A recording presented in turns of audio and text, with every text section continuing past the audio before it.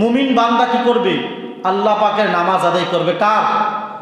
আল্লাহকে সন্তুষ্টি করার জন্য, রাজি করার জন্য, আল্লাহকে ভালোবেসে মোহাব্বত করে এই বান্দা প্রত্যেক দিন দৈনন্দিন 5 ওয়াক্ত নামাজ আদায় করবে। কয় ওয়াক্ত? 5 ওয়াক্ত নামাজ আদায় করবে। এবং যাকাত ফরজ হয়ে গেলে যাকাত দিবে, রমজান রোজা ফরজ হয়ে গেলে রোজা রাখবে, হজ ফরজ হয়ে গেলে বান্দা কি করবেন? হজ করবেন। এটা কার হক? আল্লাহর হক। বলেন কার হক? আল্লাহর হক।